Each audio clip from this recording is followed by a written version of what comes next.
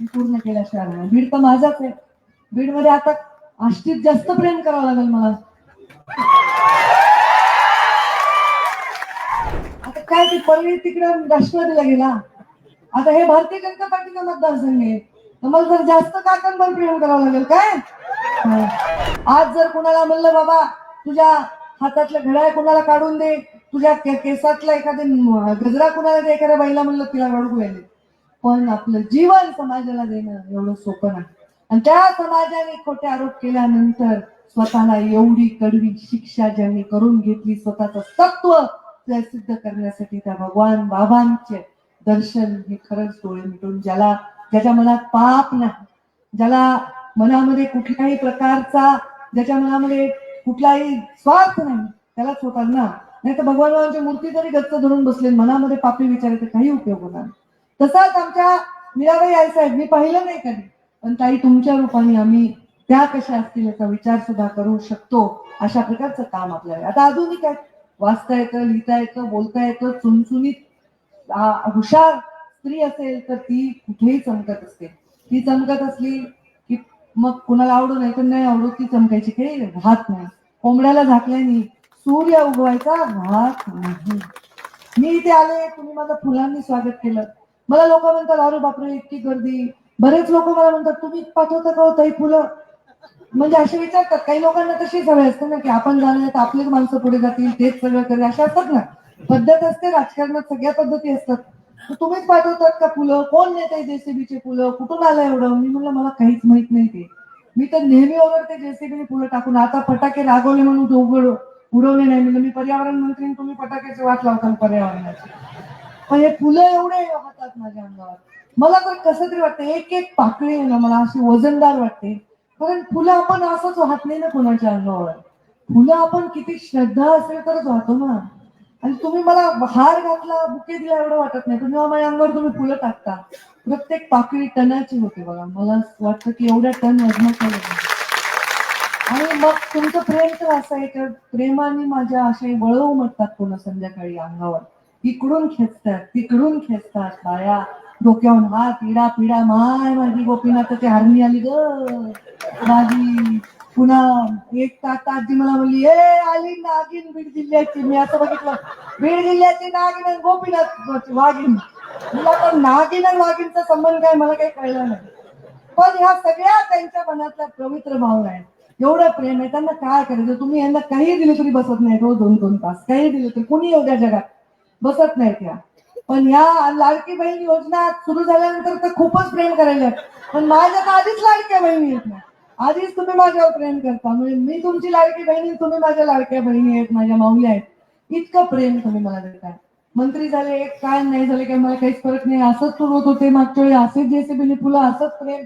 मला तर काही फरक कळत नाही प्रेमात, पण कर्तव्यात आणि अधिकारात फरक आहे, आणि तो तुमच्यासाठी आहे. 5 वर्ष तुम्ही एवढं प्रेम केलं, कमी केलं का मला, उलट जास्तच केलं.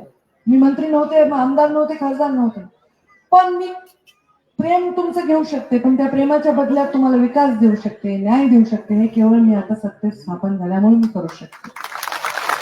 मला असं माझं गणित आहे माझ्या आयुष्यामध्ये, 365 दिवस एका वर्षात असतात.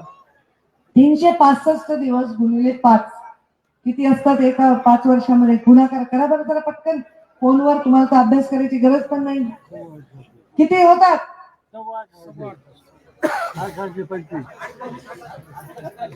1825 दिवस आहेत माझ्याकडे सत्तेचे.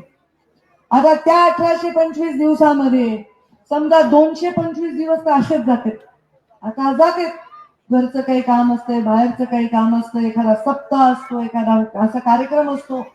उरलेले जे दिवस आहेत 1600, त्या 1600 दिवसामध्ये रविवार सगळे घेतले, प्रत्येक दिवस.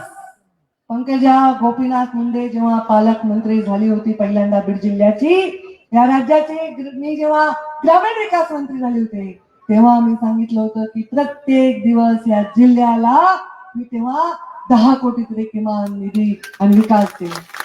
आता मी कसं आता म्हणू शकते का नाही माहित, कारण त्यांनी सांगितलं मी जे बोलते ते करते. आता मी आहे पर्यावरण मंत्री, मी आहे पशुसंवर्धन मंत्री, मी ग्रामविकास असताना वेगळी परिस्थिती होती, पण आज मी सांगते माझ्या 1600 दिवसामधल्या प्रत्येक दिवसामध्ये केवळ बीड जिल्ह्याला नाही तर महाराष्ट्राच्या काना कोपऱ्याला वाटेल की बाबा ह्या खात्यातनं आम्हाला न्याय व्हायला असं काम मी क्षणोक्षणी करेन. आणि त्याचं वचन मी पूर्ण केल्याशिवाय राहणार. बीड तर माझाच आहे. बीडमध्ये आता आष्टीत जास्त प्रेम करावं लागेल मला. आता काय ते परळी तिकडं राष्ट्रवादीला गेला. आता हे भारतीय जनता पार्टीचा मतदारसंघ आहे. तर मला जर जास्त काकांवर प्रेम करावं लागेल काय? हा. तर सारखं मला यावं लागेल. चालेल ना? देताल ना भाकरी भाजी काही? हा. फक्त धिंगाणा करू नका, काम करू द्या. फोटो सेल्फी हाय धक्का बुक्की काही करायची नाही. आणि तुम्ही लोक तर कार्यकर्ते सगळीकडे येतात, पण आता ह्या बाया माऊल्या येऊ शकतात का कुठं सगळीकडे? मग ह्या कार्यक्रमाला तर त्यांना समोर येते जाणं, त्यांना बघू दे जाणं. त्यांना काही नसते, कुंकू लावायचे, बघायचंय, असं माया करायची, पदर उतरायचा, हेच करायचं, दुसरं काय. तर मी लक्ष देणार, प्रत्येक कामात लक्ष देणार. याचा अर्थ तुम्हाला जसा घ्यायचा तसा घेऊ नका.